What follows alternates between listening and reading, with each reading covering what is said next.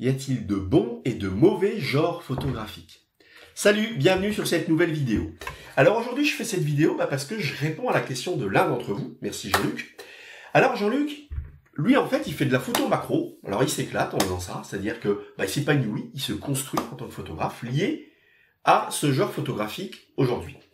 Et donc justement il me disait que une de ses connaissances, photographe également, lui disait qu'en fait, pour atteindre son next level, il devrait se tourner vers d'autres genres photographiques. Pourquoi? Parce que la macro, c'est pas un genre photographique sérieux.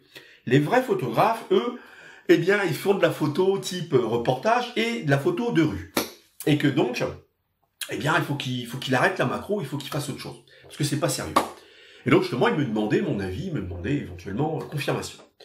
Alors, c'est un questionnement qui m'a vraiment interpellé, pour plusieurs raisons. Déjà, si tu me suis, tu le sais, moi je fais de la photo macro, entre autres choses. Je dis tu le sais, parce que je sais que beaucoup d'entre vous, en fait, m'ont découvert au travers cette série de vidéos que j'avais fait liées à ma pratique photo macro. Et je sais que ça m'a valu beaucoup d'abonnés, comme on dit dans le jargon YouTube. Voilà, ça c'est l'un des premiers points. Le second point, ça m'a aussi interpellé, parce que, encore une fois, cette mise en opposition entre genres photographiques, c'est-à-dire il y aurait un peu l'élite là, tu vois, et puis il y aurait les autres. Il y aurait ceux qui font de la belle photo, puis ceux qui font de la mauvaise photo. Il y a ceux qui se préoccupent là, qui sont des artistes là, qui se préoccupent pas de technique, et puis il y a les autres, les geeks, etc. Il y a les vrais, il y a les faux photographes, etc. Comme dans le sketch, tu vois, des inconnus. Alors évidemment, je peux pas ne pas réagir à ce genre de conneries, hein. Tout que nous, encore une fois, on cherche à développer notre power photo, c'est-à-dire qu'on cherche à développer des compétences qui vont nous permettre de nous réaliser, qui vont nous permettre d'être impactants sur nous, sur les autres et sur le contexte. Alors justement, lié à ça, nous ce que l'on cherche à faire en fait, c'est à construire ce photographe que on aspire à devenir. Tous, on construit jour après jour un modèle de photographe, un prototype qui nous est propre, qui est unique un peu en son genre. Et ce photographe, on le bâtit à partir de nos expériences, évidemment. Nos bonnes comme nos mauvaises expériences. Parce que nos bonnes, tout comme nos mauvaises expériences, nous enrichissent. On apprend à savoir, à apprendre. On apprend à apprendre à savoir ce qu'il faut faire. Et on apprend aussi à savoir ce qu'il ne faut pas faire.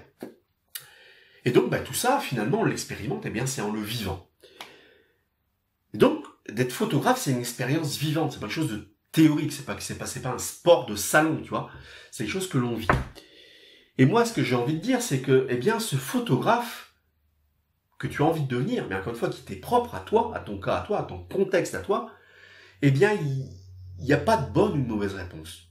Il n'y a qu'une réponse qui est adaptée à ton cas à toi, à ton ambition à toi, je veux dire, là où tu places toi le curseur. Et donc, c'est pour ça que, par exemple, tu vois, on me dit souvent quel serait le bon appareil photo pour débuter. Le bon appareil photo pour débuter, c'est celui que tu as déjà. Et si tu n'as pas d'appareil photo, tu as au moins un smartphone. Donc, commence à avancer, commence à passer à l'action avec ça. Mais donc, pour revenir à la question de Jean-Luc, la photo macro, moi je peux en parler, encore une fois, pour l'avoir pratiqué, c'est quelque chose qui t'enrichit, évidemment, parce que, pour tout te dire, comment j'étais confronté, moi, à la photo macro?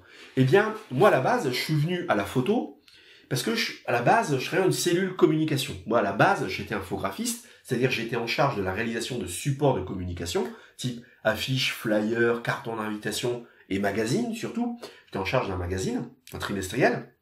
Et donc, pour faire ça, il me fallait bien des visuels. Et je n'étais pas du tout satisfait des photos qu'on me donnait. Et donc, à un moment donné, je me suis dit, tiens, qu'à cela ne tienne, moi, les photos que j'ai envie d'avoir pour faire des visuels de qualité, je vais les faire moi-même. Et c'est par cette petite porte que je suis venu à la photo. Et donc, moi, ma pratique photo à la base, c'était du reportage vivant, c'est-à-dire couverture d'événements, et photo documentaire, en vue de construire et d'alimenter une banque d'images.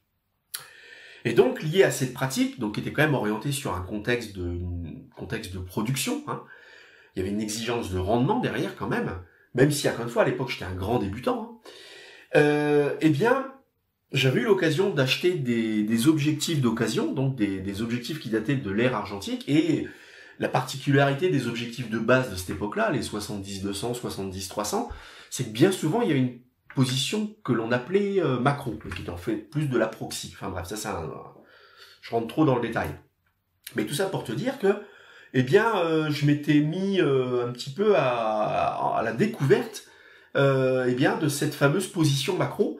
Et le week-end, eh bien, voilà, je m'exerçais, enfin, je prenais goût, intérêt à faire de la photo macro. Voilà comment je suis venu à la macro à la base. Bien sûr, après, j'ai acheté des objectifs dédiés macro, c'est-à-dire 100 mm macro, 50 mm macro, etc. Mais pourquoi je te parle de ça? Eh bien, c'est parce que, par exemple, moi, par rapport à mon contexte de travail, j'ose pas dire qu'à l'époque j'étais un photographe professionnel, puisque j'étais un grand débutant dans le genre. Mais la pratique de la photo macro ou proxy, eh bien, comme c'était un genre photo radicalement différent de celui que j'expérimentais dans un contexte de production, eh bien, m'a enrichi. Pourquoi? Parce que la photo macro, c'est un genre photo où on prend plus le temps de réfléchir à sa photo, c'est-à-dire au cadrage, à la composition. On prend plus de temps aussi de réfléchir aux paramètres de prise de vue qu'on a l'occasion de le faire dans un reportage, surtout lorsqu'on est débutant. Et donc justement, c'est parce que j'ai fait de la photo, parce que j'ai été confronté à la pratique de la photo macro, et bien que ça m'a permis un petit peu, ça m'a donné un coup de boost dans ce genre-là. Ça m'a donné un coup de boost sur l'aspect réflexion de la construction de l'image. Et évidemment, cet enrichissement, cette aptitude que j'avais développée au travers de la photo macro, eh bien évidemment ça a rejailli dans les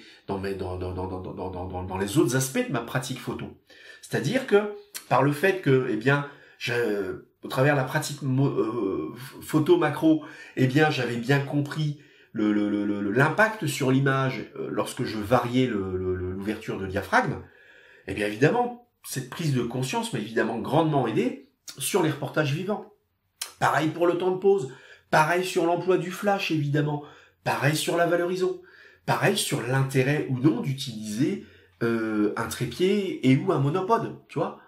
Et donc tout ça pour te dire que ce photographe que j'étais, ce photographe grand débutant que j'étais à l'époque, eh bien finalement, c'est largement enrichi, a eu un coup de boost, eh bien parce que j'ai été confronté à différents genres photographiques qui m'ont aidé à me construire.